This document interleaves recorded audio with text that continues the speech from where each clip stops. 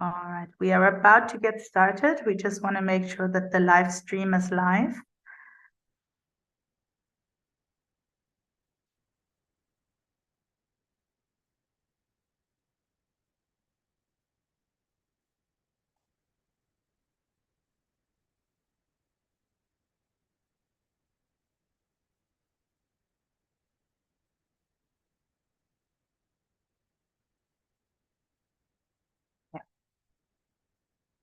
All right, it's 1 minute past. I think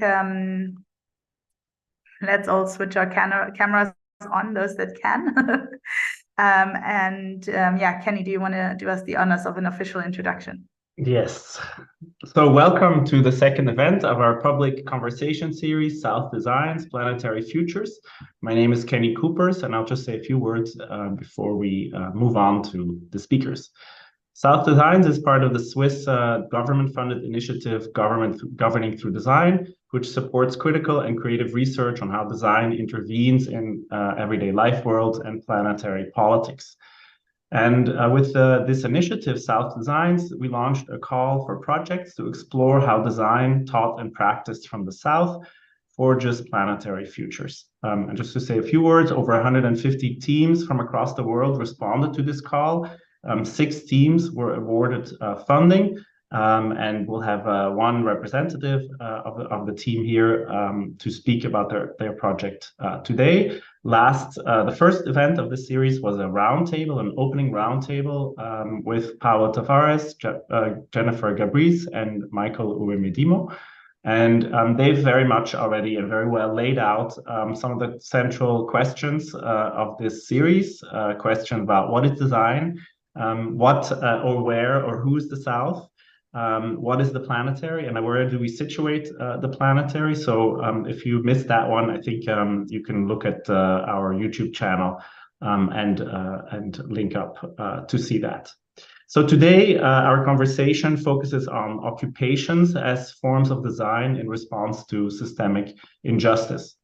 And the project team, Planetary Occupations, will discuss their work with occupants of Sissi Ghoul House, a social housing occupation in Cape Town. And this also includes a design vision from below or a counter plan for the site's future. And the team is in dialogue with architect and educator Nanaya Biamah-Ofosu, and they will outline, I hope, an approach to ecological design that is unchanged from the logics of property and accumulation. And I'll hand over now to Laura to give a more proper introduction to our speakers. Thank you so much, Kenny. And yeah, welcome everybody again. Thank you for joining the second installation of this conversation series. And we are very excited to be introducing you to our first project, one of the 6 projects that we're featuring throughout this series. And representing this project is Dr. Soraya Sheba. Soraya is a senior lecturer at the Department of Environmental and Geographical Science at the University of Cape Town. And Soraya is interested in urban socio-material struggles in emancipatory futures. And she has also explored this through a focus on the politics and struggles over both water and housing infrastructure. And it's the second one that she probably will hone on more today. A central research interest of hers is in urban occupations and movements, where she has sought to undertake more comparative and collaborative research across cities of the Global South as part of the City Occupied project. And she'll be speaking a little bit more to that in a minute.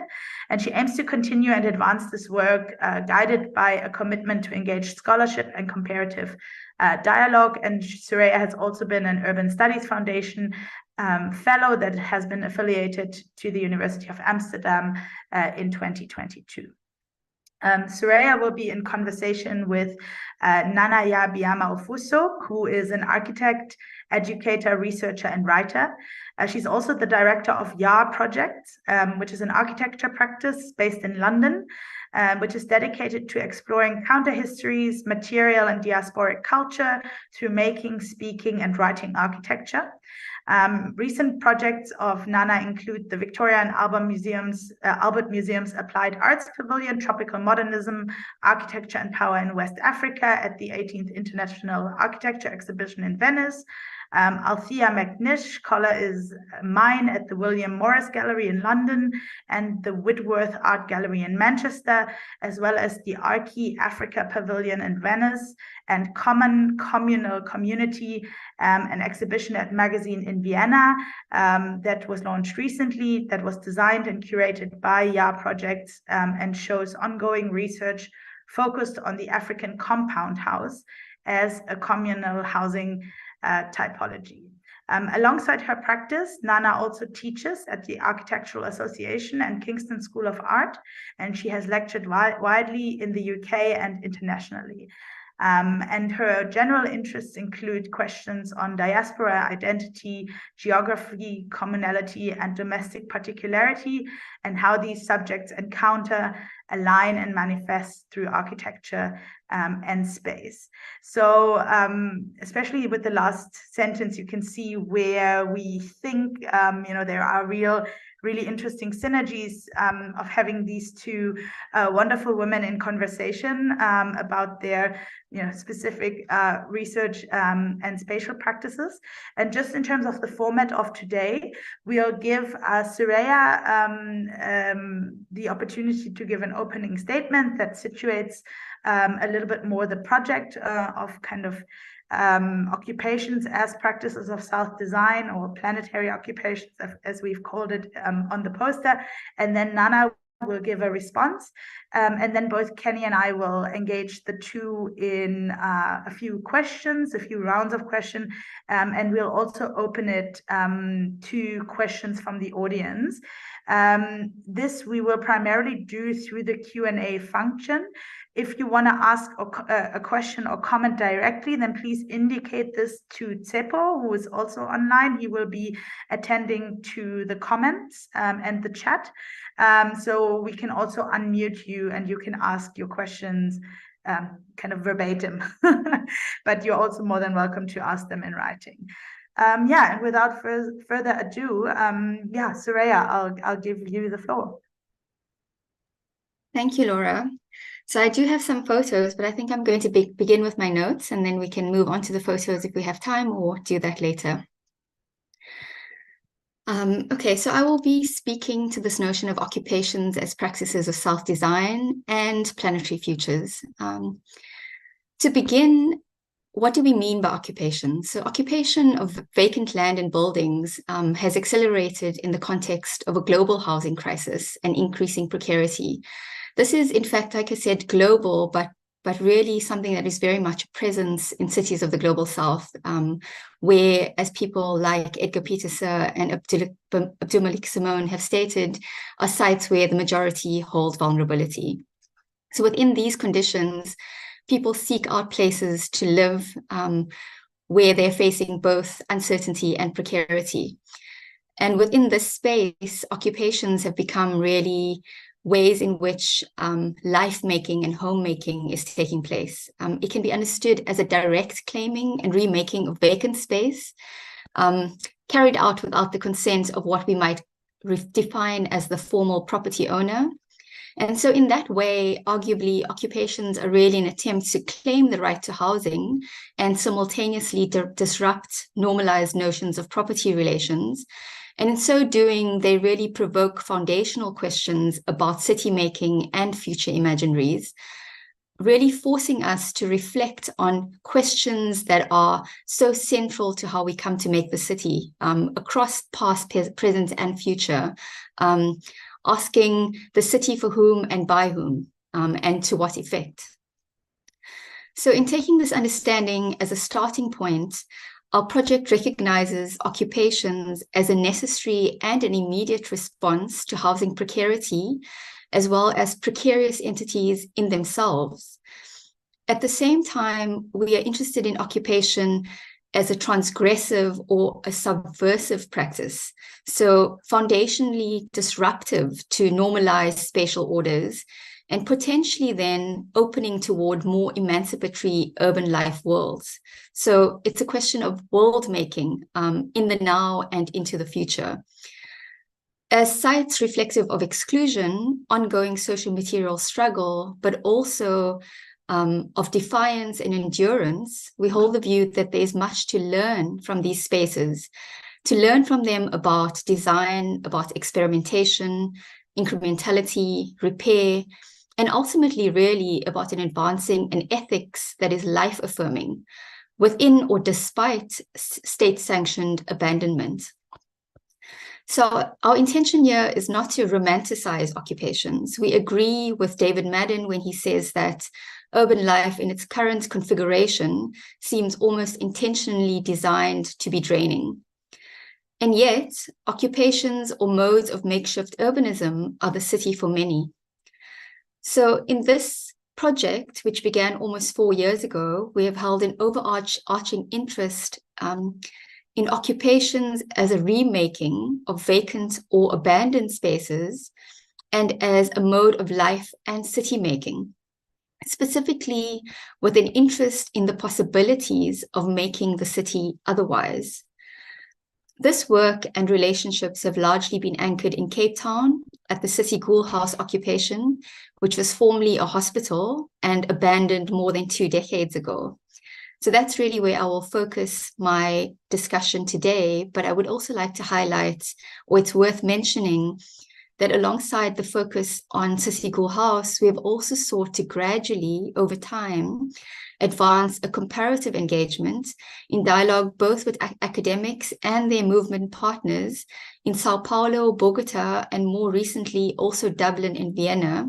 So an effort to cut across global North and South geographies in terms of a comparative urban conversation. The situated and comparative agenda has been slow, I think inevitably, continues to evolve, and is absolutely necessarily collaborative work, and I would say time-consuming work. But returning to Cape Town, where I will focus now, which has really been the anchor of this project, the largely vacant Woodstock Hospital was occupied by the Reclaim the City movement in 2017 in the context of gentrification in the Woodstock and Salt River neighborhood, where the building is located, and also within a wider context of housing affordability or housing affordability crisis.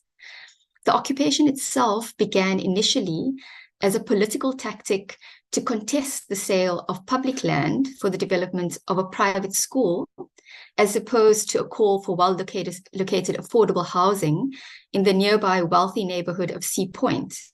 So it was really an attempt to hold the city into account by occupying both the Woodstock Hospital and a neighboring building, which was the Helen Bowden Nurses' Home, consequently renamed Ahmed Kathrada House, and in Woodstock, the building was renamed City Ghoul House. So in both instances, the act of occupying sought to bring into view and at the same time challenge the stubborn racial and spatial apartheid of the city, essentially a colonial present, which continues to haunt the city. However, in the years since then, since 2017, City Ghoul House has become a home for over 1,000 people or more than 350 families, the majority of whom joined the house after they were evicted from the gentrifying surrounding neighborhoods, all of whom cannot afford formal rental housing in the area. And in the act of occupying, they refused to be sent to the outskirts of the city to what the city referred to as alternative accommodation, essentially state-constructed shacks like Blikkiesdorp and Wolverrivier. So following the initial act of occupation, 6 years later, City Ghoul House continues. It continues to endure. And I would say not only endure, but it is really a site of experimentation and ongoing material and effective labor. Over time, an important part of the occupation has centered on the ways in which residents have engaged in infrastructural transformations, physical repurposing of the site, which includes cleaning, repairing, and maintaining the building, which, as I'd mentioned, was built to function as a hospital, so for a very different purpose, and at the time of occupation had also fallen into disrepair. So there was a lot of reworking, repurposing, cleaning, reimagining of that site to ultimately make it into a space for home. This work, this physical work, this labor has included connecting infrastructure networks, fixing leaks, renovating existing spaces for new uses, and creative collective cooking arrangements, as well as ongoing work within a garden. These actions, what can be referred to as perhaps material repair, have also been accompanied by collective practices, including internal governance structures that are key sites for democratic experimentation and responses to the internal and the external challenges of the occupation. These structures include a movement coordinating committee, which functions both across Sissi House and Ahmed Kathrada House, and then within the house leadership formations, which include house leaders, chapter leaders, and monitors within the building, as well as a range of other spaces in which collective dialogue takes place. These include house meetings at key moments, for example, when they've encountered police raids. These are the moments when house meetings are called and residents engage around how to respond. At the same time, whilst these practices of material repair as well as democratic experimentation are taking place within the house, the City of Cape Town itself has put forward a vision of social housing on the site, for which they recently received heritage approval. This view of social housing perceives the current residents really as the biggest obstacle to the realization of what can be understood as a state-sanctioned planning vision, a vision from the top. At the same time, residents have not simply accepted this vision, and from 2021, they have been engaged in an internal process conceived of as a process of co-design, which was initiated within the house, but with the support of the Cape Town Commoners Project, which is a group that has been allied with some of the leadership structures within Sissi House. The focus has been on reimagining a long-term solution for the occupation and has included a process of resident dialogues, oral histories, and discussions on housing visions and models that would support future tenure security. So these processes are not complete. They're currently ongoing, and they have included very recently in this year in June, an exhibition at the Cape Institute of Architects, which is really in the center of the city. It was an attempt to bring the story of Sissi into other spaces of the city of Cape Town. And I think what I'd like to say is that these practices, this notion of co-design is being advanced in the realm of the idea of the production of a future for the house and really focusing on experimenting with alternative governance structures and notions of participation and alternative notions of who designs, who is the designer, what constitutes design. The argument in the co-design process is really for taking occupiers seriously as residents and also as spatial actors, not only as actors within the house itself, but as spatial actors within the city, in undertaking the work of envisioning, of planning, and of remaking not only the building itself, but really the inherited urban landscapes of the past and of the present to work toward alternative futures. And this is being done, interestingly, I would say, working both with, in some ways, with, beyond, and against the state, which I think would make for an interesting conversation. Before I conclude, I just want to say something a bit about how we have worked within the project and from my perspective as a scholar within this project. So our engagement with Sissi House has been defined first and foremost by commitment to support their struggle, which we understand as part of a wider and a global housing justice struggle. We have supported their insurgent planning practices, which include, but I would say also extend beyond this co-design process, which I briefly referenced. Our approach has led us to a form of scholarship which values engagement, modesty, improvisation, and experimentation. And I would say, actually, in many ways, these practices, in terms of how we've thought of our scholarship, really mirror the types of practices that are unfolding in the occupation as a process. And in this sense, the notion of situated solidarities advanced by Routledge and Derrickson does well in capturing the ways we have sought to engage, which is slow and steady and necessarily adaptive. In this work, we have produced at least 2 outputs in collaboration with some of the residents of Sissi House. One of these outputs is what we've termed a zine, sort of a mini magazine that captures the histories and brief reflections from 14 residents, and has been developed as a photographic portrait style output. I can show you a PDF version of that later if there's interest. And then a second output developed in collaboration with a filmmaker has been a short documentary, which also includes a glimpse into occupations in Bogota and Sao Paulo alongside Sissi House in Cape Town. I mentioned these outputs in the conversation around scholarship, also in relation to occupations, because I think that there's room for these types of outputs to also set in motion openings towards dialogue and counter-narratives. And these can also be quite powerful in supporting social-political struggle.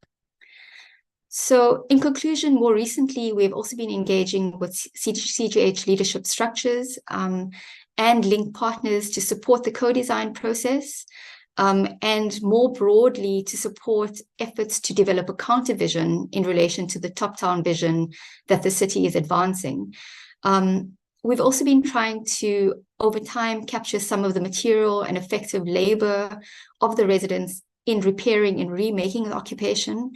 And I would argue that some of what is taking place there should really be thought about in relation to the idea of reparative planning. So it's not just repair, material repair, but it's efforts to think about something that perhaps bridges a little more closely to notions of reparations, which is to account for the past, specifically our racialized exclusionary cities, and how we should actively think about planning as also sites for not only repair, but also reparations.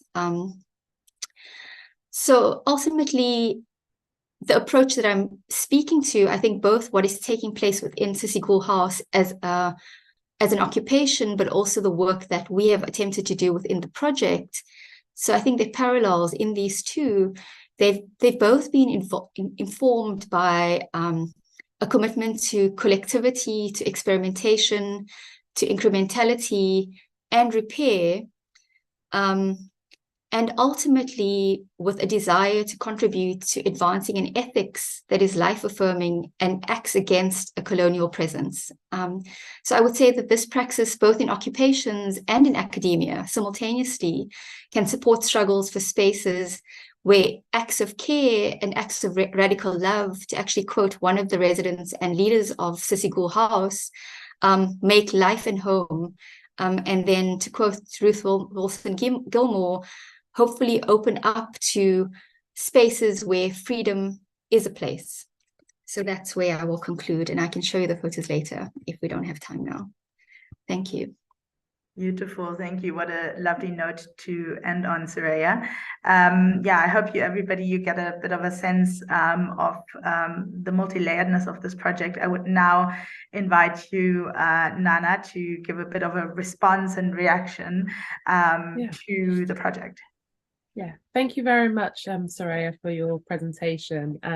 And perhaps I'm just going to speak in reflection of the presentation you've just given, and also perhaps some of the themes that come out in the work that you've previously shared ahead of this discussion. And perhaps I want to start at the end, actually, with what you said about freedom being a place. And I find this really interesting, the notion of situating a kind of liberatory practice in a physical place, and the idea of the site that you're working with, Sissi House, as a place that became available from a position of fighting against something that the state was trying to impose on unwillingly on citizens. So I find this idea of, I suppose, in shaping your the work that you're presenting, this idea of freedom is sort of embedded in the sort of key themes of kind of occupation, of vacancy, and also of commoning. There's an idea of kind of a freedom of expression there, and also I think to speak to the methodology of a kind of co-design, there's an expression of finding one's own voice and freedom through design. And so I think I really appreciate that use of the idea of freedom and finding it within a kind of spatial practice, especially when it comes to the city, especially in the kind of global south as well. I think these are really, really interesting ideas. And the idea of, so perhaps I'll start with the idea of occupation as a form of design. And this for me is a really intriguing idea, because it's about the kind of being situated and sort of committed to a place. And I think when we spoke previously, we talked about the sites in which you're engaging, not only in Cape Town, but also in the method that you've set up, which looks at other cities and trying to find the specificity of those cities and how maybe they're comparable or can shape or readdress the way that you look at Sissigul House or Cape Town. So I find this idea of occupation is somewhat tied to being rooted in a place and really taking the time to understand the complexities of a place. And also the fact that this has been a 4-year ongoing project, which seems like it's the middle of, I think really speaks to that idea of a sort of commitment to a place and really trying to unpick it, understand it, and understand how it works. And then you also talked a bit about the kind of in this idea of occupation is a kind of resistance to uncertainty that I also found really interesting. So the moments of where, I suppose for me, the paradoxes of occupation, which feels very much sort of fixed, becomes comes entangled with the idea of uncertainty and things in flux. And I find this really interesting concept to think about in terms of the Sissigul House. And then to go on to the idea of vacancy, I found this really interesting, not as a way of describing emptiness, but actually of describing you know, a sort of a response that is charged and trying to implement something radical. So I find even the kind of governance of Sissigul House that you spoke about, this it's not what might appear as something that is in flux or vacant, is actually something that is quite structured, really well thought out in terms of how it's able to respond, not just to place, but to ideas about governance and power, and really speaking to power. So I found that also really compelling to hear in your work, how it's not just about the kind of, you know, physical place, so the city and the house, but actually this idea of occupation and vacancy is also in the way that a place is governed, the way the place is sort of manifested through its kind of governance and occupation. And then you talked a bit about one thing I found really interesting is that it seems like Sissigul House is a kind of extraction of how cities and urbanisms work sort of generally, and especially in the sort of global south context. I think this is very visible in the way that you've talked about this, that the city, almost Sissigul House is a kind of makeshift urbanism, which is a way of city making in the context that you're working in. I suppose one thing I'd be really interested to unpack is how this relates to other places that you're looking at, where perhaps they're much more established ways of thinking about the city, or ways that allow less of a flux in them, and what can be sort of learned from them, or kind of reactions against those as well. Because I think there's something really interesting about the ways that you set up the project to look specifically at Cape Town, but to bring in other references. It's not to kind of create these binary positions, but actually to take in some ideas, but also to reject others that don't kind of find their sort of their place in what you're looking at. Then perhaps lastly, I wanted to touch back on this idea, which I really hope we can expand on in conversation, about reparative planning. I find that really incredibly enriching terminology, actually, in terms of thinking about what it means to sort of, I suppose, find freedom and liberation in the place, and that the idea of reparations needn't be something closed, but it's actually it's repair and care. And so to extend that metaphor of reparations towards repair and caring for a kind of I think urban systems, but also global ecology, as well as how we dwell. I find this really interesting, how this idea of reparative planning can kind of hold the sort of key themes of the conversation. So those are my sort of very initial reactions to the presentation, but I'm looking forward to delving more into it through conversation and discussion. Thank you. Thank you so much, Nana. Thank you, Soraya. Again, I have a question, and maybe Soraya, you can start us off with that. Maybe something that we also discussed in kind of the pre-meeting, which is your very deliberate speaking of occupations and not squatting. And I'm wondering if you can maybe let us into your thinking there, because I think that segues also nicely into how you are also reflecting the thinking around design and how design comes into that occupation process. Thanks, Laura, for the question. And also thank you, Nana, for all of that really enriching reflection. I look forward to, as we talk, picking up on some of the points you raised. I mean, the use of the term occupation, I think ultimately we realized we felt more and more connected to and more committed to because of its locatedness temporally. It's temporally, so there's a temporality to it. It's not referring to an act of squatting, which I think is the term that is usually used, which might refer, I think, more to the material practice, whereas occupations feels more like a reference to the practice, but also accounts for the historical relations that lead to the current structural drivers for why people occupy, as I've defined it, the claiming of land or building that does not belong to them in the formal sense. But historically, really the reason we've held onto the term is because historically the original occupation was colonization. And really that is what continues to haunt us, as I've referred to this idea of the colonial present. It's a continual haunting. And I think it's the refusal to acknowledge that ongoing haunting and what is shaping the city, our cities, and in deeply racialized and exclusionary ways that enables current planning norms to continue as practices of apparent neutrality, but are in fact deeply violent.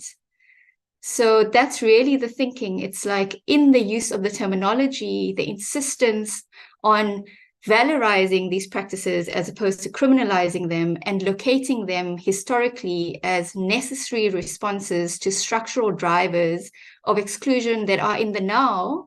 So we can think about that in terms of actually existing capitalism, but that in itself is historically located.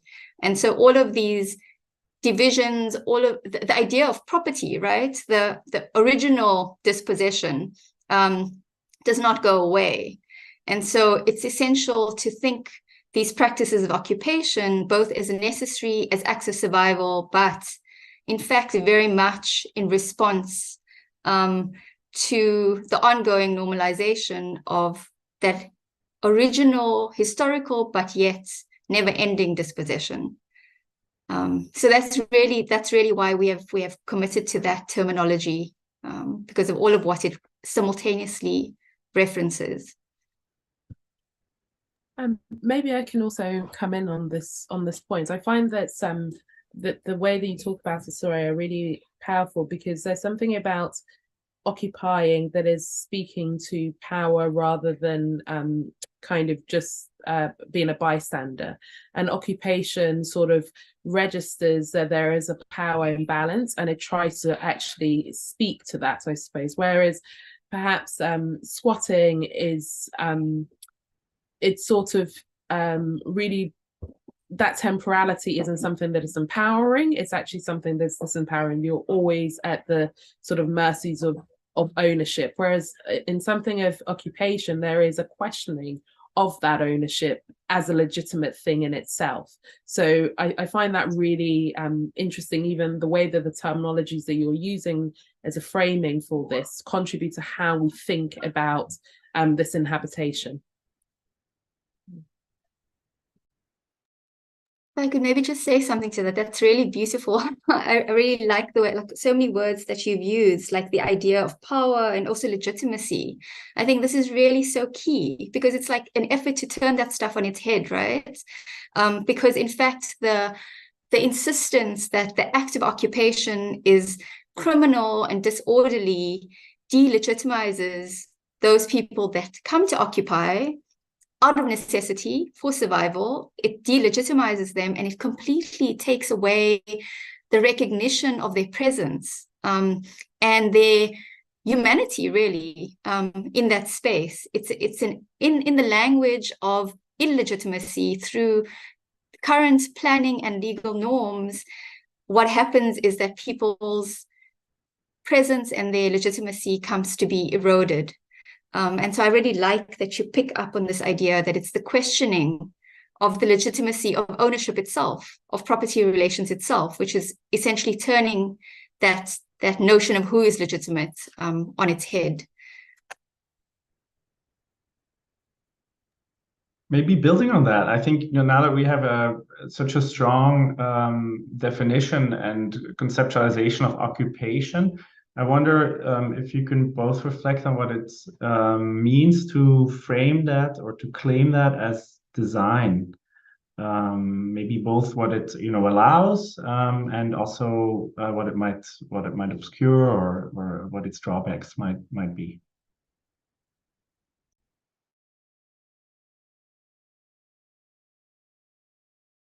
I don't know who wants to start. Maybe Soraya.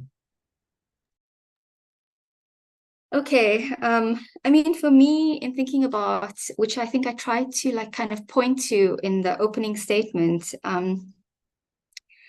when I think about occupations as design, it's about the transgressive and subversive element of it, that it is, if to think with Thoronak Murivtab, it's the insurgency. It's something that like, in a way, acts against who we think is the expert and who acts in the making of the city. Again, this idea of legitimacy. And so in the attentivity, which Nana picks up on, in the effort to be attentive to a place, what I've really tried to honor in that practice is to pay attention not only to the ideas of repurposing, so how you might take an infrastructure and remake it, but actually there's so many layers to the labor of enduring in a space for 6 years. So it's repurposing an infrastructure, but it's also effective. It's not only material, it's also effective. It's the social relations, it's the care. So in that sense, repair is also care. But again, all of these are different layers of ongoing labor that happen at different scales and sites within the building itself. And I think all of that is design. There's a thoughtfulness to it. There might be, in some ways, there's an immediacy to it. And in other ways, there's so much discussion and conversation and debate in how decisions are made and how things move. That is, I would think, I'm not a planner or designer, but that looks to me like design in the really fundamental sense of making the city. And so I think it allows for a very different notion of making, of planning, of democracy in a much more expansive sense. Yeah, I suppose to follow up on that, I think of occupation as design because it's a framework and it's setting up something that allows different parts of design, and whether it's designing the physical or designing the other things that surround it that allows the physical to be manifested. So I think even in thinking about the kind of co-design process, it's not necessarily the outputs that matter. It's actually the frameworks that provides for people to talk through matters of the city, matters of occupation, matters of dwelling. That for me is the enriching part of thinking about occupation as design. It is in the kind of frameworks, it's in the kind of world building, it is in the kind of legitimizing kind of transgressive practices of occupation that it becomes design. So in some ways, to put it simply, I think that occupation is design because it's the doing, it's the sort of practice of it that makes it design. It's not it's harder. Well, I think it's less useful as a kind of it's not a design language. It's very much a kind of physical interaction or situatedness with a place. That's where for me it becomes a really useful way of thinking, of useful as a designer to think about occupation. Wonderful. Thank you to the both of you. And I love, Soraya, how you frame this kind of premise the durability of design on the durability of social relations. I think that is really powerful. And at the same time, I think what both of you are also showing is what language are we attaching to design that makes design, that almost defamiliarizes common sense notion of design. And just to kind of reference back to our opening roundtable, also this idea of linking design to notions of claim making, legitimacy, as something very practical, designing as an act rather than the design as an object. But also at the same time, what I'm asking myself is if you can both maybe expand a little bit more about the connection between repair, reparations, care, and how to square that, I guess, with designerly language and designerly practice. And I mean, Soraya, in your case particularly, how this co-design process has been conceptualized and brought about at Sissy Gool House, and how it's been used, how it's been leveraged in very kind of practical terms.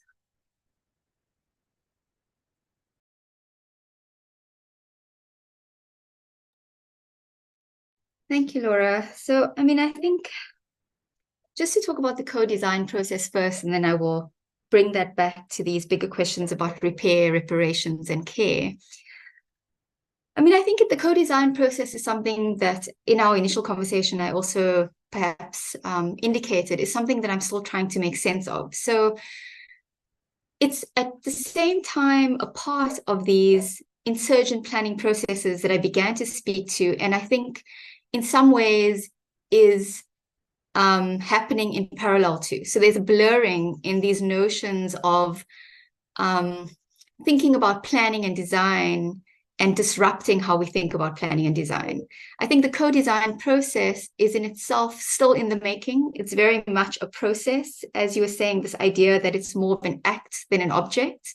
But in looking at it, it looks different as an act, as a process, rather than an object, which began in 2021. It looks different to what had begun in 2017. So I think the planning and the repurposing and the remaking of the building by the residents from the 2017 moment was about both the material remaking of the building, the reimagining it, and repurposing a hospital into these pieces to make rooms, to make a home. But specifically, the co-design process was initiated not entirely through the acts of the residents themselves in partitioning parts of the building, but has really come about in attempt to put forward a vision for the house as a counter vision to the vision that the city is proposing for social housing, which very likely would result in mass eviction of the residents, because the majority of the residents wouldn't qualify for social housing. So this co-design process has involved some of the residents in a coordinating committee. It has involved some of the leadership, but has also involved other actors from outside of the house. So an architect, members of the Commoning project that I mentioned.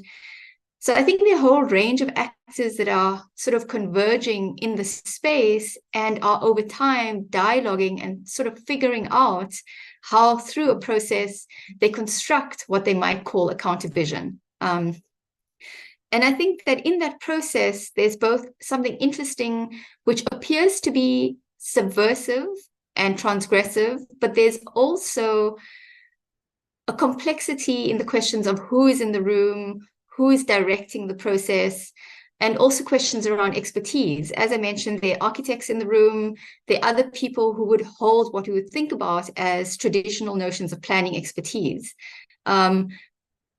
So I think the co-design is an interesting site because it's neither top-down planning vision from the states, nor is it something that is explicitly resident-driven and unfolding in the everyday remaking of the space. There's something in between taking place there that is not fully figured out yet, but is also reflective of both the possibility of constructing a future where residents can potentially still be in that house and remain, because there's a threat of eviction, which is where this idea of both stability and uncertainty holds at the same time.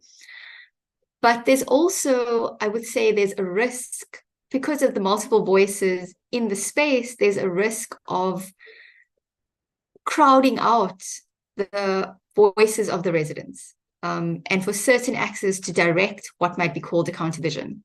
So in that sense, it feels to me like quite a complex terrain. And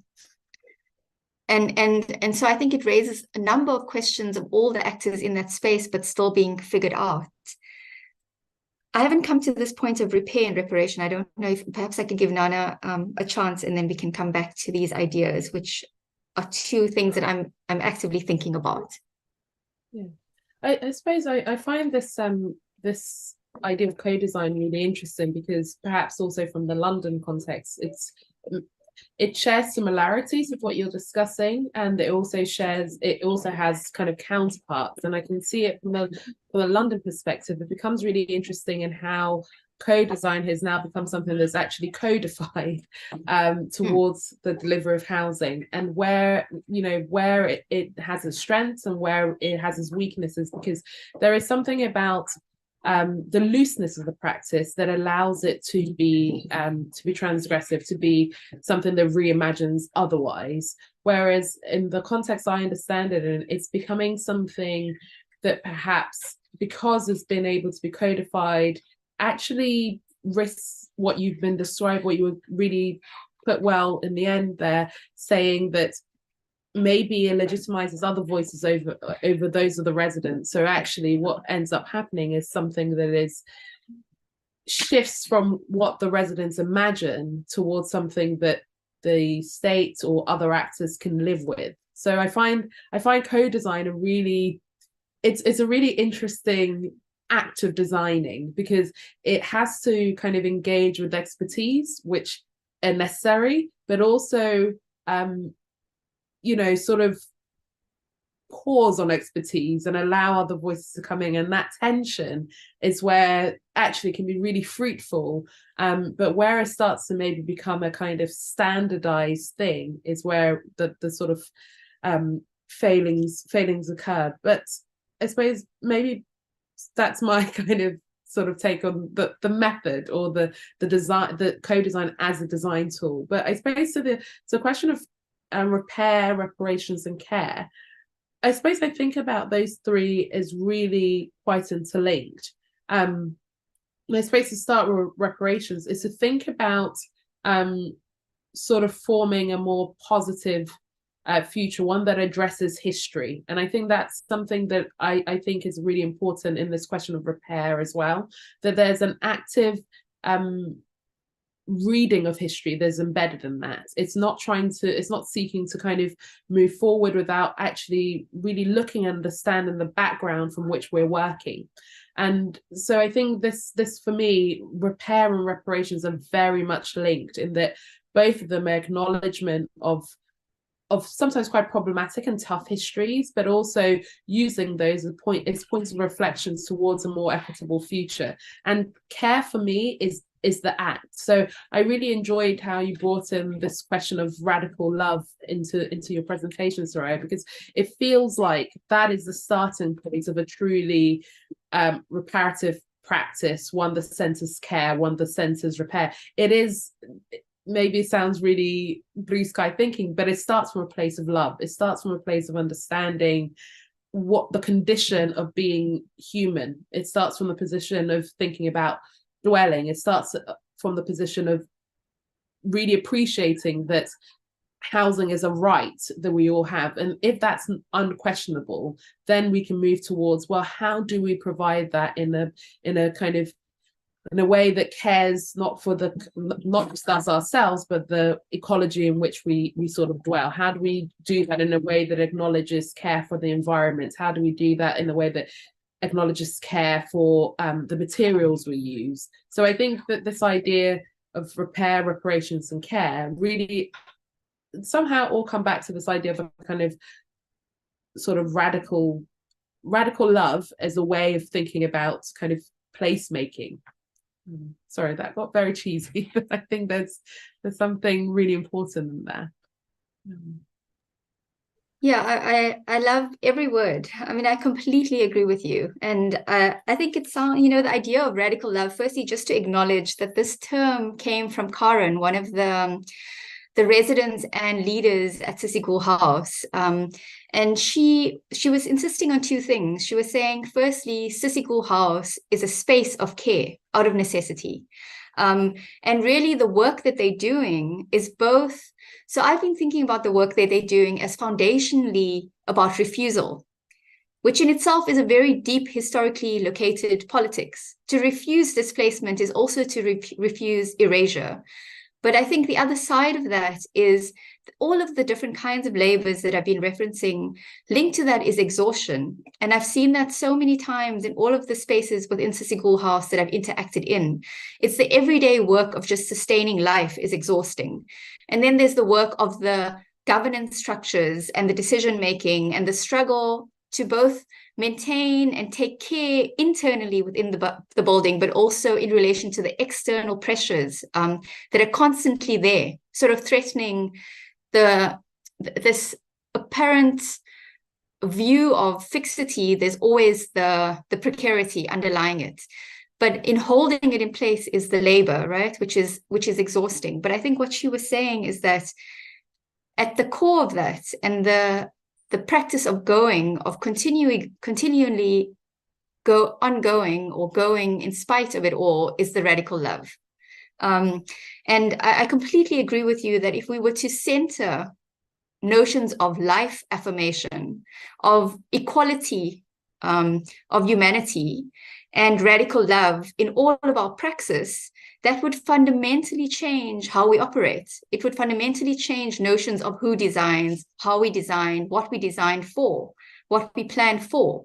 It would be a much more equitable, inclusionary city. So it sounds sort of blue sky, as you say, but actually it's so central. And really, I would say it's a shift in the valorization, right? Because currently, what are we valorizing? We're valorizing destruction. And inhumanity, really, the idea that Mbembe puts forward as well of necropolitics, that's what we are valorizing, the devaluation really of Black life. And so I think that's also where this idea of paying attention to these subversive practices, which are also the practices of Black actors in the making of the city. We need to knit these things together. We need to knit together the idea of who is the spatial actor, what are we valorizing, and how do we put in the center humanity, care, love, as things that are really so foundational to the lives and the life and the world we want to construct. And so for me, that is really where care, repair, and reparations come together. And I completely agree with you, Nana, that it's an accounting of the past in thinking about the present and in the making of the future, which is the opposite of erasure.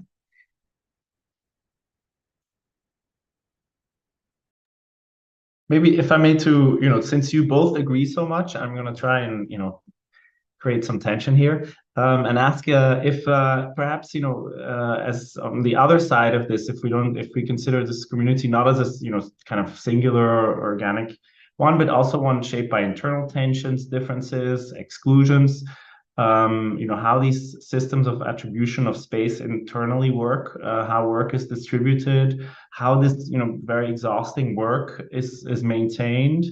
And then maybe also in relationship to your position, how you work across these differences and what solidarity across difference means in practice in doing that. Thanks. Soraya, I think that's a question for you, but feel free now as well. Yeah, I mean, that is a really fantastic question. And we're getting into the detail of it, right? So there's the bigger picture, which I would still hold on to. So in making the argument, all of the arguments I've made about the occupation and how it is reflective of transgression, essentially transgression of the normalized notions of property and what all of that implies, I would hold on to those arguments, including the idea that the governance structures themselves are in some ways prefigurative. But having said all of that, of course, it's messy. Of course, it's so tense. And if you have 1,000 residents, there's no way there can really be a flat structure. So there's a vision of a flat structure as opposed to something more vertical in the decision-making or hierarchical in the decision-making. But in practice, it doesn't play out that way. There are certain actors that become quite central, sometimes because of their own histories and their own training have given them certain capacities, certain understandings of the spaces in which they're operating. They become more political actors in a sense. They have the language, they understand the legal terms, they can navigate both the spaces internally and externally.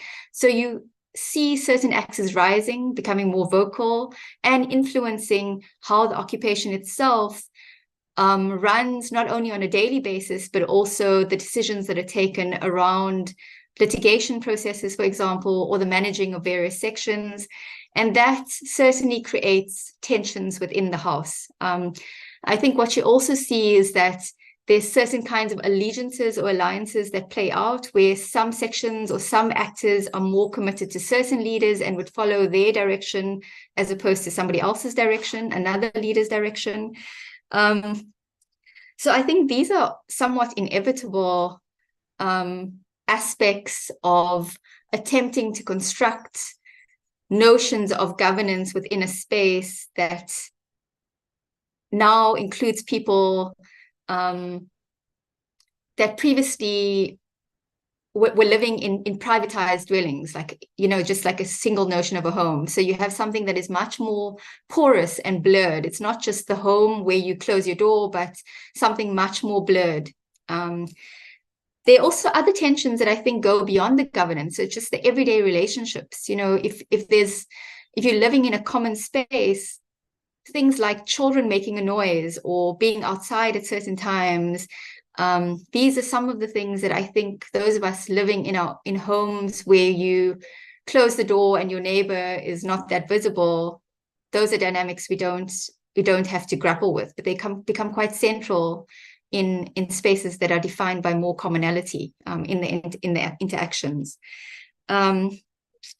How to navigate that as a researcher, I think, is a very, very difficult question, because it raises a whole range of questions. Like, one of the things that I have tried actively to not do is to become a social movement scholar who adopts a detached gaze and documents the practices of the movement with a view to critique. I think there's a lot that could be said about what is functioning and what is not functioning.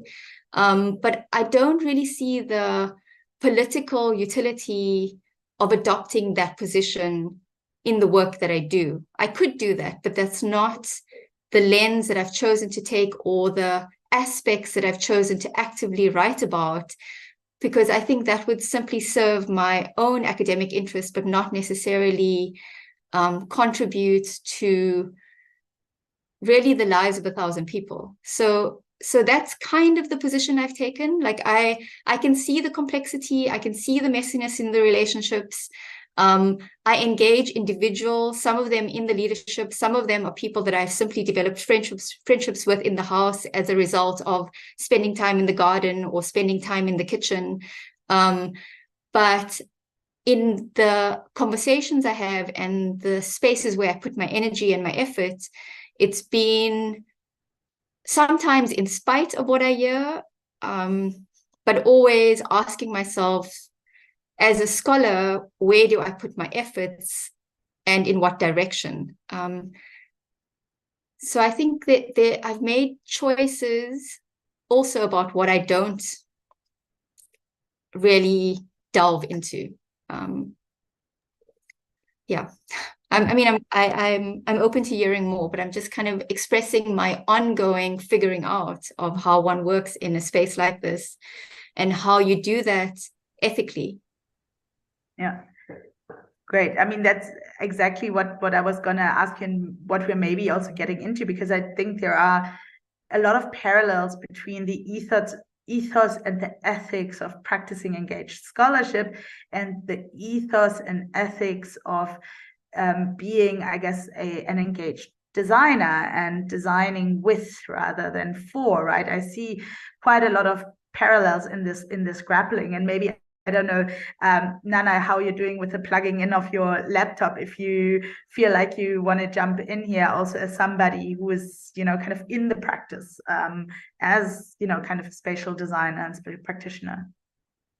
Yeah, sorry, I think that's I'm hoping that the noise in the back is not too subversive. I suppose this question of, I think what we're really talking about is kind of, again, maybe back to kind of power through and how that manifests in design. I think going back to this question of co-design is something that my own practice and working in kind of housing and urban design really has made quite pertinent in my mind, the role of a designer in articulating the visions of others, and that you are not necessarily the one, you are acting as an instigator or a translator, but that comes with a real responsibility not to necessarily speak over or cannibalize the aspiration of others. And in doing so, I think about this again. I think of the usefulness of setting up frameworks for these discussions, or that the designing or the occupation or the translation is a framework. What goes into it is what then allows it for myself, especially as a designer. These are the ingredients I'm able to work with. These are the concerns that I'm able to manifest in the work that I'm doing. And so, yeah, I think this conversation about, for me, what's sort of holding this together in response to Kenny's question is the responsibility as a designer in how we think about occupation, how we think about city making in a kind of reparative or restorative way as well. So I think to sort of summarize that point, I think as a designer, for me, it's an act of translation, and it's an act as a kind of go-between of the kind of aspirations of other people that are living in a place or their commitment to a place, and translating that and manifesting that spatially and materially as well. And I think this dialogue's really interesting to me, because one thing that is key here, I think, is that Soraya's work is not just dealing with the physical kind of presence, but it's also dealing with the kind of logistical, it's dealing with the kind of governmental, it's dealing with the structural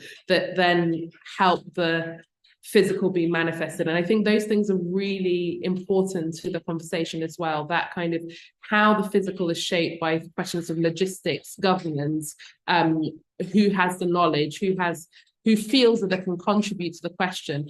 I think these are all things that as creative practitioners, we should think about also in designing. We have to design for these systems to work as best as they can. Fantastic. And I mean, now to kind of also, I want to start kind of pulling on some of the threads that are coming through also in the Q&A box. And I would, encourage everybody who's attending to also feel free to come in on that. But kind of to lift it to the scale of, I guess, the planetary, and how, we can conceive of these solidarities and commoning pushes that you capture so beautifully, Soraya, in Cape Town.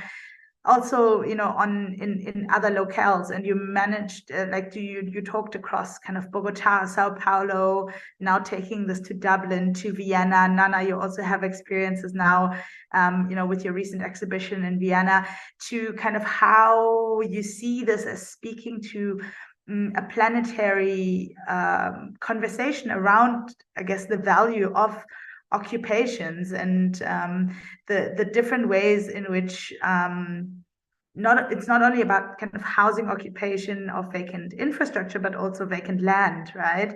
And how that links to land rights and global solidarities. And I think there are quite a few threads we can maybe pull on to also maybe enliven again this discussion that we had in the first roundtable around the misconceptions of the planetary, that it's often detached from the local, which it actually isn't, right? The planetary is very much embedded in local practice. And yeah, so I'm wondering what you are thinking about this, and how you would link these detailed studies to kind of more planetary notions of commoning and occupation. Yeah.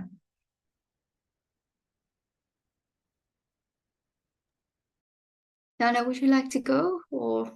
Yeah, I can maybe jump in there. I suppose my first reaction to that is I really like this idea of the planetary as the local, that it's not kind of detached from it. I think that's a really excellent kind of way into this, because I think that I think of Taya Selassie, who's a writer, gave this talk and this presentation. Actually, it was a paper first, where she talks about being local to a place, but also you know, being a kind of, not a global citizen, but a kind of somebody of the diaspora, and the kind of moments where locality is really the thing that enforces this idea of the kind of larger scale, how we occupy a place. And I think that this idea of the kind of planetary scale versus the local, in some ways they are kind of working at different scales, but also it's at the same scale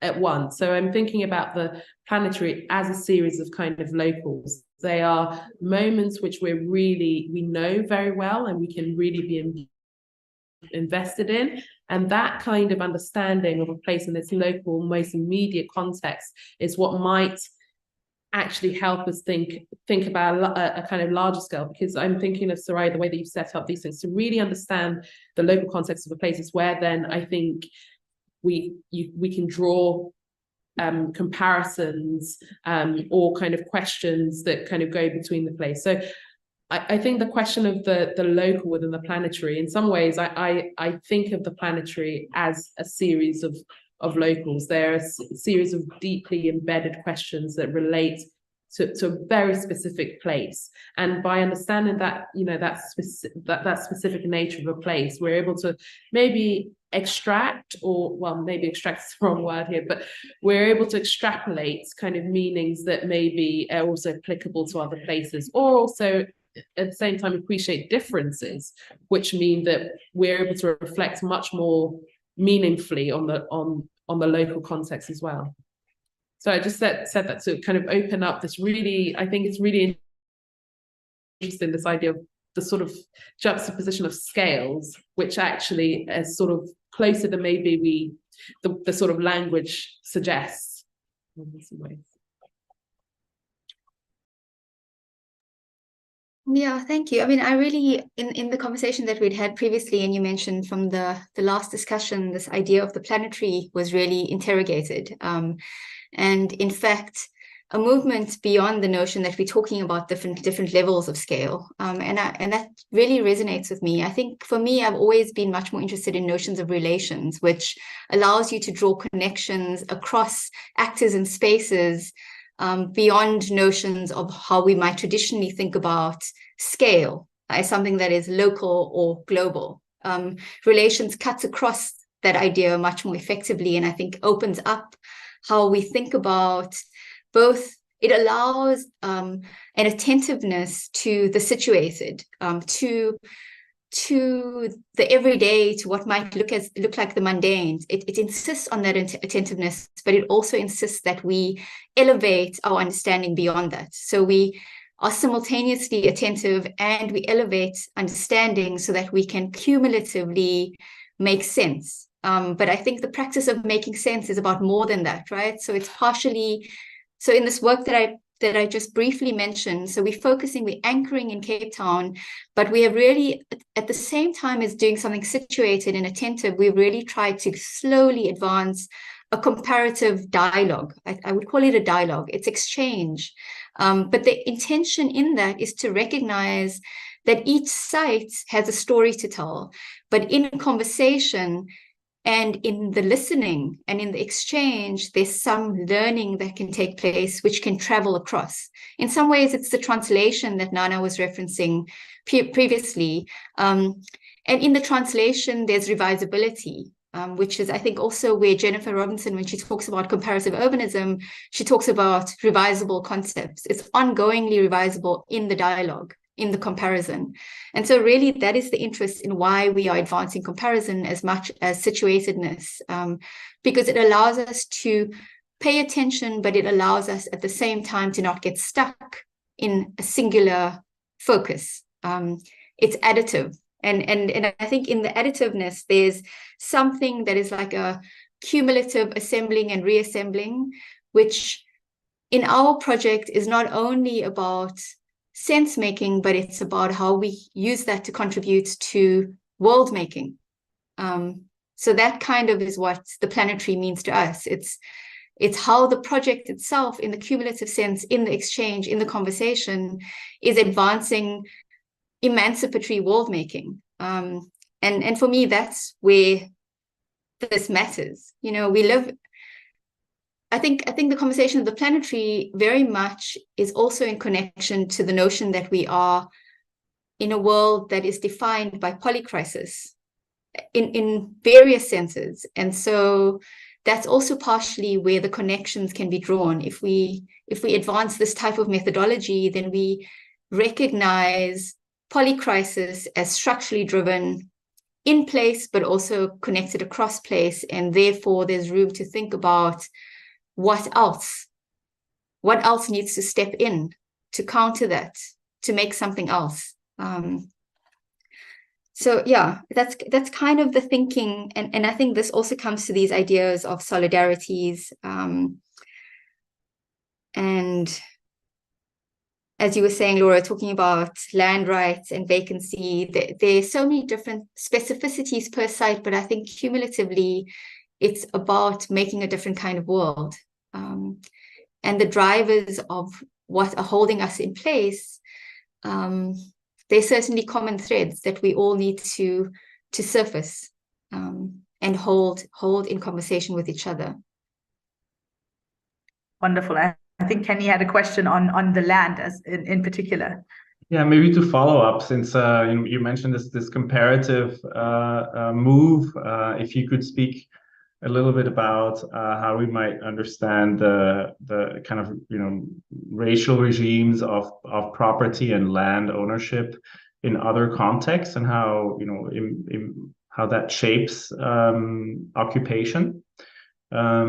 Cape Town strikes me as a particular colonial present, as you call it, but in other contexts, post-colonial contexts, land ownership is often contested between different owners, or because there are no title deeds, and because colonial administrations were, of course, very selective in assigning who was given a title deed, and that shapes very much the contested nature of land ownership in post-colonial contexts, in Ghana or other places. So I'm wondering if you can say something about how we might think about comparing different regimes of land ownership or different property regimes, and conceptualize occupations from there. Yes, I can't speak to Ghana, but I can speak to what we saw in Sao Paulo and in Bogota. And I mean, both of these are sites that do have a history of colonialism, of land dispossession, of essentially displacement from the land, and specific notions of what constitutes property.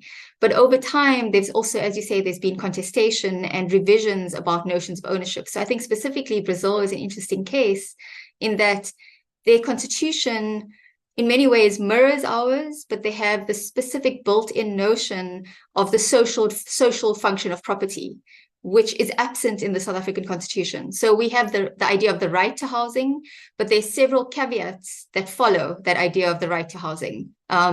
So within the capacity of the state to realize, progressive realization, whereas in this instance, if we're dealing with vacant property and it's standing vacant for a period of time, there is the possibility to invoke the idea of the social function of property, which is really this contestation between exchange and use value. And that's built into the Constitution.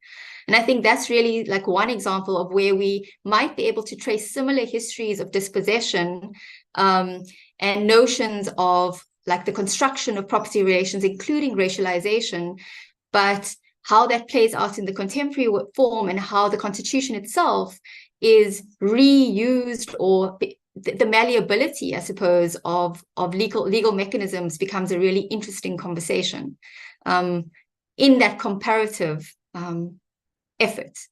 And so that's one of the things we have been doing. We've been trying to read in very concrete ways the ways in which Brazilian movements have been making use of actual instruments, legal instruments, to advocate for notions of legitimacy, notions of regularization, and almost manipulate the idea of social housing that does not translate into eviction, but actually translate into very specific notions of participation that seem a little bit more expansive than what is being offered in the Cape Town context.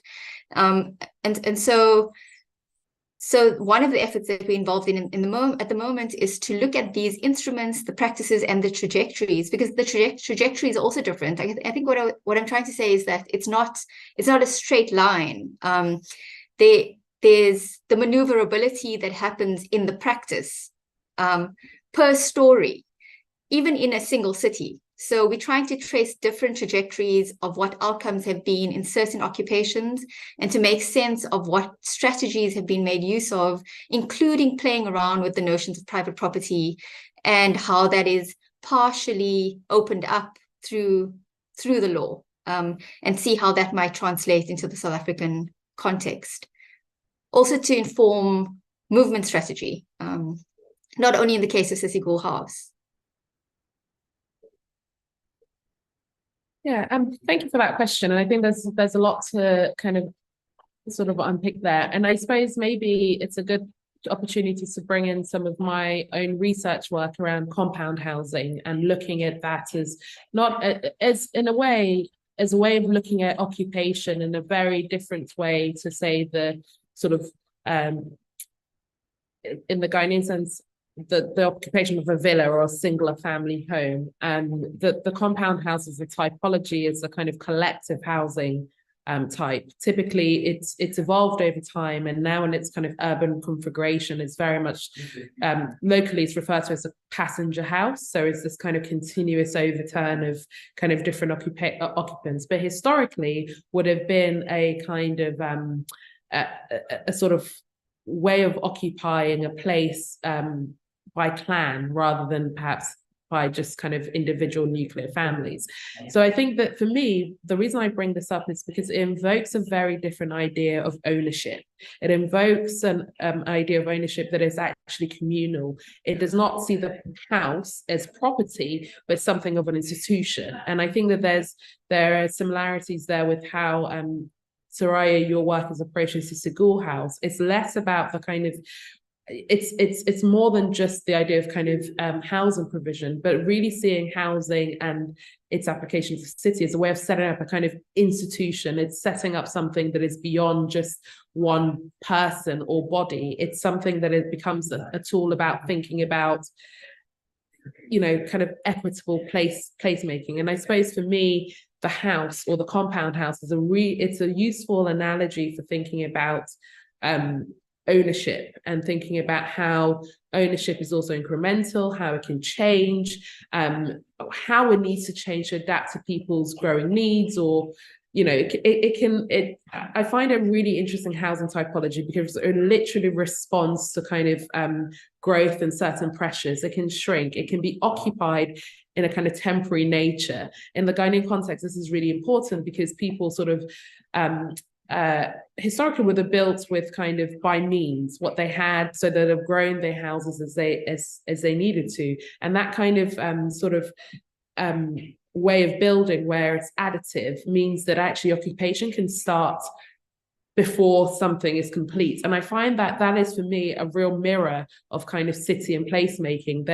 It's always ongoing. It's never really complete. How do we say a place has been made and that's it? It's this kind of continued adaptation, which for me, that continued adaptation calls directly into question the idea of ownership. It's a kind of it sort of reveals the kind of slight spectacle of kind of complete sealed ideas of ownership in a kind of urban sense.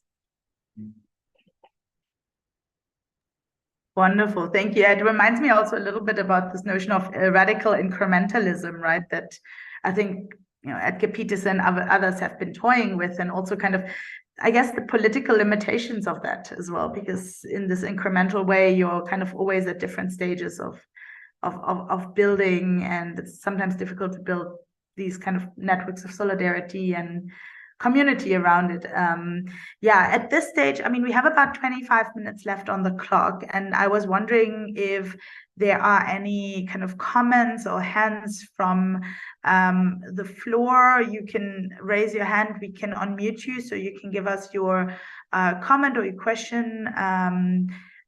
Otherwise you can also put that in the Q&A box. So let's see if there's any show of hands. I think there was also a question about Basel, which might be a question then for us. So maybe we can do that at the end, or we can do that briefly now, not to I mean, taking the liberty of the moderator, I think we can take this question at the end, because there's a question also about how this project fits within the broader South Designs program.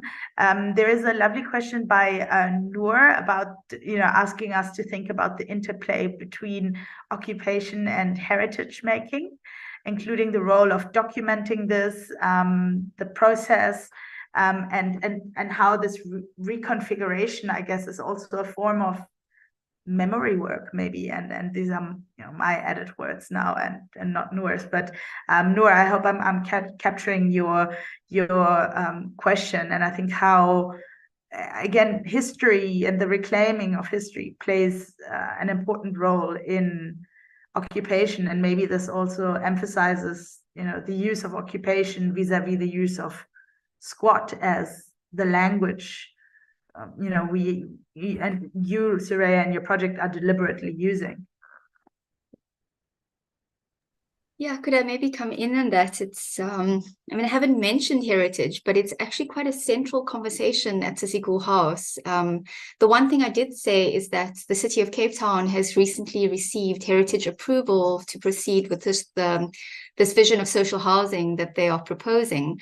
But in that process of going through the heritage impact assessment approval process, there was, in the co-design conversation,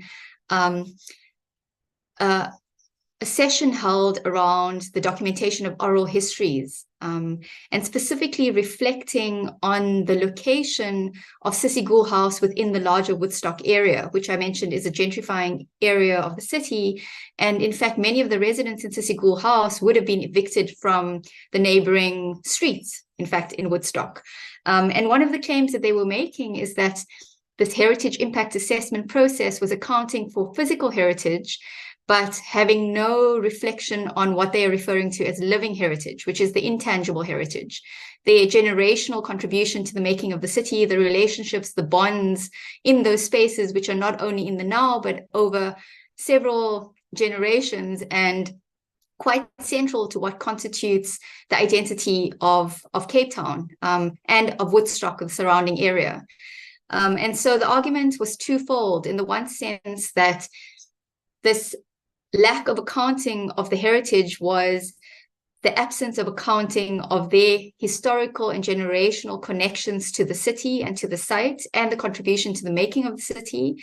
And at the same time, that Sissi House had become almost a placeholder within which those broken bonds through ongoing eviction was being held, or in the materiality of the building, they were actively retaining their living heritage by being in that space. And so it was an insistence that it was not only about what was being erased through eviction, but what Sissi House in the act of occupation was allowing the residents to hold on to. And therefore, there was a need to think about this as living heritage. And in my own thinking, I mean, if I can just connect that to what has been going on in Cape Town, specifically following the Rhodes Must Fall movement, I feel like there's very direct parallels to draw between what is being argued by the Fallist movement around what monuments stand for, and the idea of Sissi House essentially almost as a counter. Not only Sissi House, but I think these are the spaces that are reflective of what we should be valuing instead. So the monument itself, of course, it stands for the colonial presence, but it's also about toppling all of the things that the structural exclusions that remain, and the sense when students enter the space that they don't belong. But spaces like Sissi House are very much about remembering. They are about social bonds. They are about relationships. And in that sense, it's not putting up a figure as an individual that we celebrate and give value to, and in a way actually pause history as we simultaneously forget most histories, the histories of the oppressed. That's what I think these monuments stand for, and what movements like Rhodes Must Fall, which then ricocheted throughout the world, right? And we saw again with the Black Lives Matter movement, why the toppling of the monuments means so much more. And it might seem like a bit of an unusual comparison to make, but I think there's a very strong conversation to have there about what these spaces as a counter offer us. And instead, that's what we should be thinking about. When we think about counter monuments, in fact, we should not be thinking about objects and things that we lay to stand as a counter, but actually the relationships and the bonds and the kinds of worlds that we are trying to set up. Those are the counters that I think we need to be putting in its place, which would give a lot more value to the act of toppling the statue, because that's the first move, but it shouldn't be the singular move or where we stop. Yeah, it's toppling the statue, and then, is there a way in which it could be replaced with more inclusive memory work around living heritage, which would then put Sissi House and other occupations and other kind of living heritage more at the center of these discussions. That's a very intriguing thought. I don't know, Nana, do you have anything you want to come in on? Yeah, I suppose I find this idea of Sissi House acting as something of a living archive really interesting and really powerful, especially perhaps in its situational citing in relation to this area of gentrification. It is the kind of counter, it's the kind of memory of a place, and in some ways it becomes it becomes something of a kind of antidote to the kind of the state's memory of a place. It's the thing that the state memory is this kind of sort of codified or kind of, very manicured memory of a place, and it allows a kind of erasure. Whereas places like Sissi House, if we can think about the memory as part of a kind of archive, I think that it becomes a kind of manifestation of that. It becomes a manifestation of kind of resistance towards erasure. And I think that this idea of kind of heritage and memory work is really a question of a refusal to be kind of erased out of a place and its living history. So I also think that there's something interesting in talking about heritage as a question of who gets to tell the story. Heritage is always, in my mind at least, it's the things that remained, not necessarily the things that are of greatest value. It is just what remained. And so can we add to that? Can we expand that, so that actually, if it's not just the physical that's remained, what other things have remained? It's the memory, it's people's collective stories, it's people's collective kind of relationships. Those are also part of a kind of heritage of a place. So yeah, that's. Yeah, and yet the remains are often what is then re-legitimizing formal histories, right?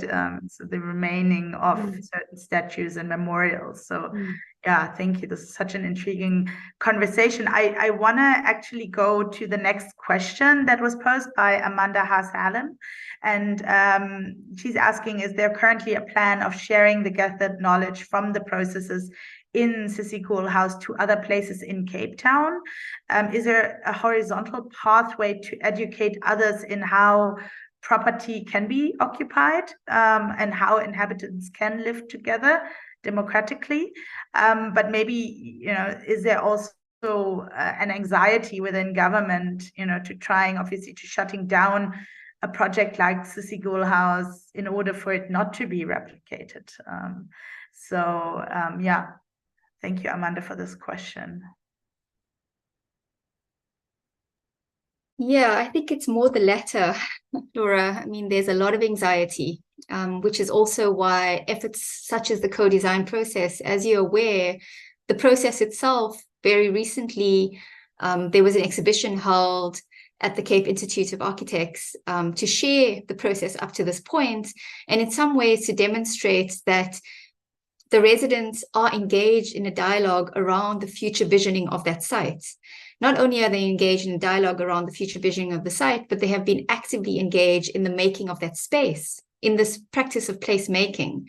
And so the attempt was to document and show that, so that it would be, you could enter other spaces other than Sissi, and there would be a possibility for people from across the city to actually engage and understand what is going on in a space that through the mainstream media is portrayed in very specific ways as criminalizing and disorderly. But at the same time, there was an effort made to invite the city representatives from the city to attend that exhibition. That did not happen, but I think it's because there's this really great fear of setting a precedent, of if you are to engage in what is being presented to you as an active effort to collectively design, to collectively imagine, not even to do so without engagement with the state, but in some kind of dialogue, in doing so, it creates an invitation. And I think that the city is not at that point where that precedent is something that they're open to doing. So it's not really the unmooring. We talked about the unmooring of design. That's definitely not where it's at. So there's a very strong fear of what engaging with a co-design process might suggest about the potential of unmooring and the disruption of what is being and has always been normalized. On the other hand, of course, there are also processes within Sissi House in exchange within Reclaim the City, with other movements, the Housing Assembly, linked to other NGOs. So that is really where the exchange is taking place, across movements, across NGOs. Yeah, and these global kind of solidarities was also something, that was, I think, resonates with this kind of worlding discourse, right, around creating and maintaining and nurturing solidarities. And I love the language you used, Soraya, earlier around what was it, life affirming, human flourishing in that sense. And now, we can build solidarities not only around resistance, but maybe also about more positive kind of affirming notions and actions. And I think that's where a co-design process gives this platform in a way for these kind of more aspirational visioning that are still not, overly romanticizing the situation of the occupants. So we have about 10 more minutes. I'm wondering if there is any other kind of comment or question that anybody from the floor would like to raise. We can allow you to talk, or you can again put it in the chat and we can pick it up for you. Maybe let's allow a minute for this to happen.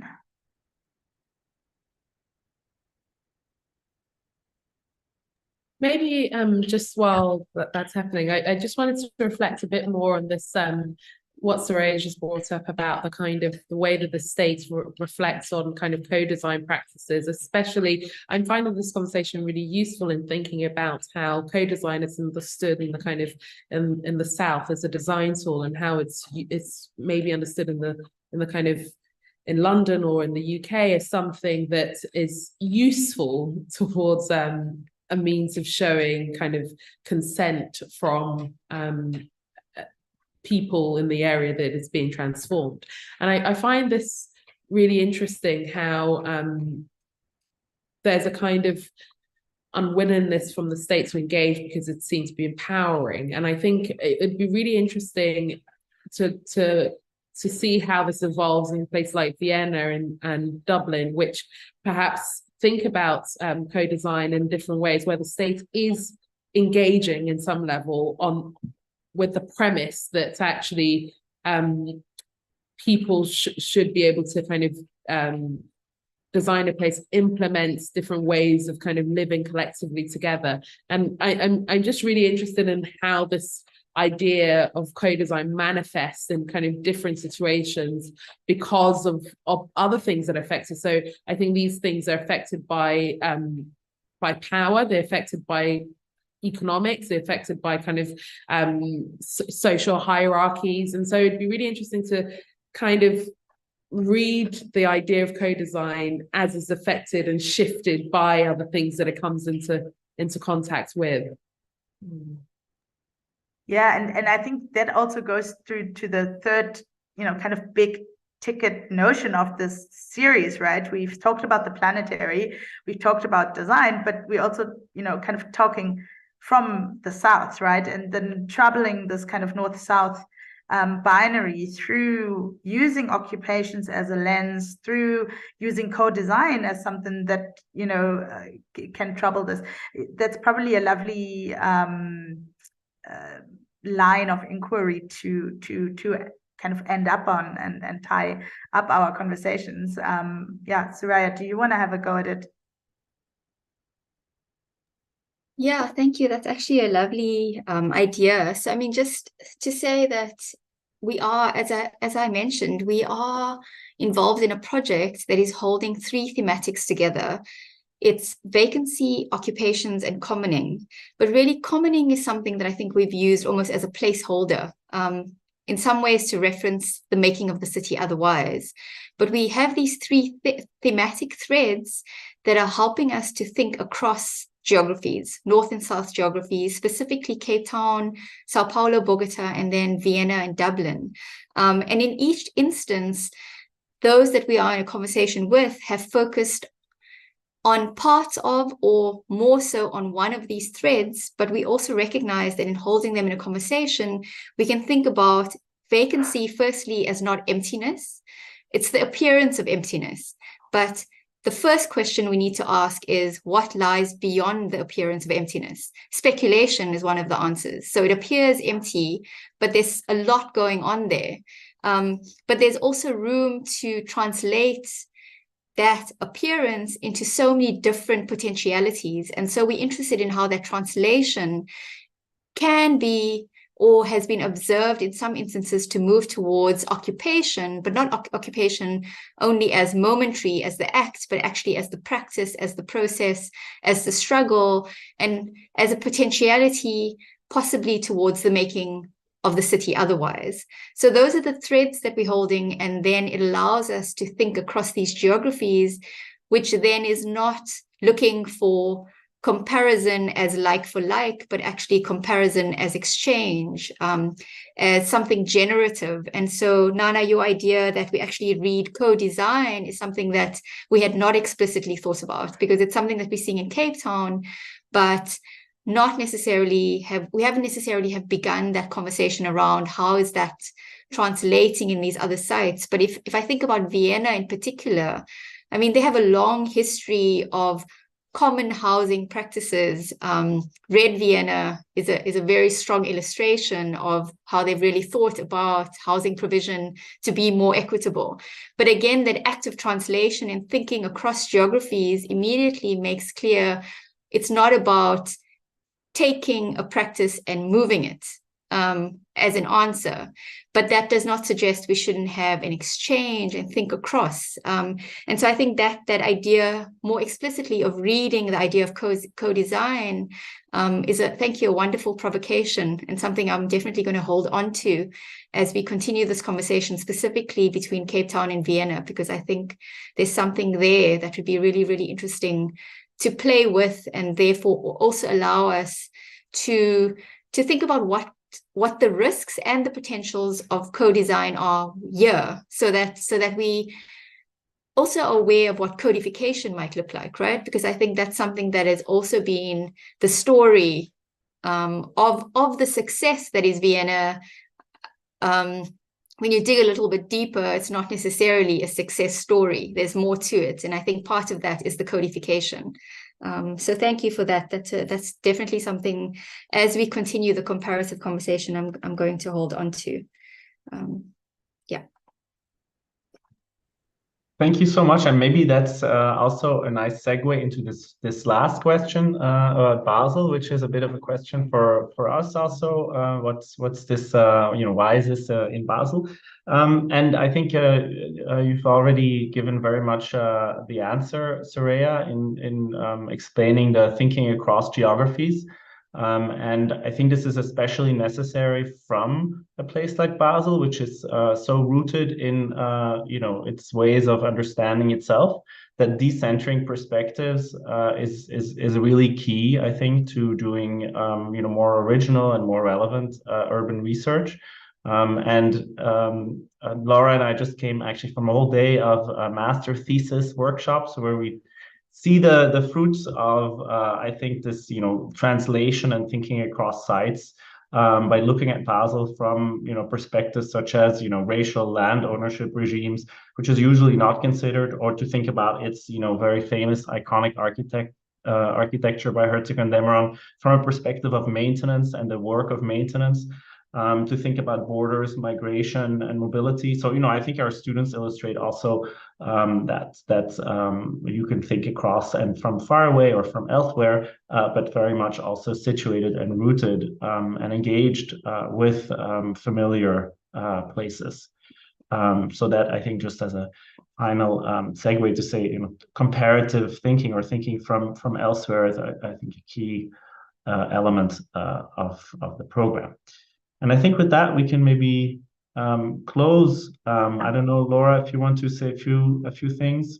Maybe just a few announcements, and first of all, a massive thank you to Soraya for presenting the project, to presenting the larger thinking about it, how it connects to South designs, to the questions of the planetary, and also thank you to Nana for coming in as such a kind of new and critical friend of the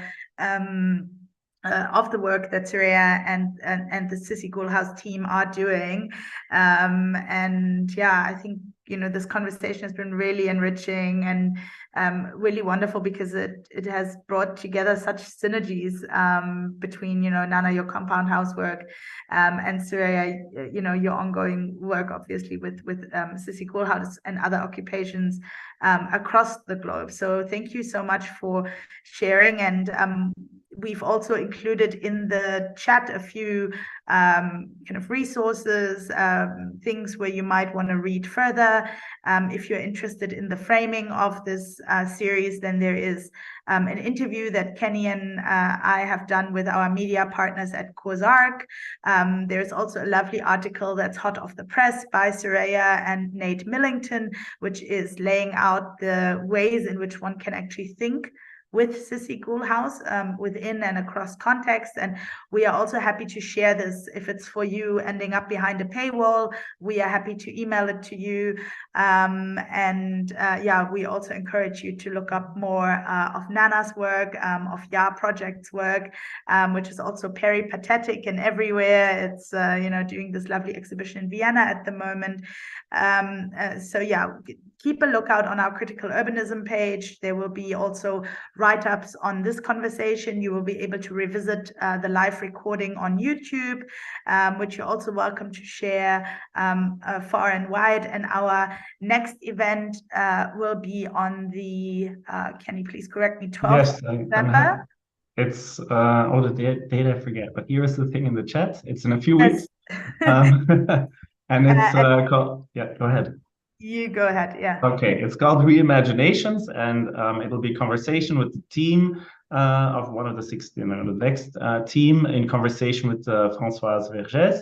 And the focus of that conversation is going to be around the perspective of the migrant and the displaced person as a way to understand what planetary ecology and the politics of the planetary might mean from this marginalized and often glossed over subjectivity. So we'll be discussing with Reimaginations their ongoing work with diverse migrant communities in Morocco. They foreground Black and Indigenous ecologies in practices of adaptation to often hostile environments. And from that perspective, we'll be thinking about what an ecology rooted in decolonial struggle might help us or tell us about planetary design. Thank you so much, and have a good evening, everyone. Thank you thanks so much. again, Soraya and Nana. It was Thank you. wonderful. Thank you so much.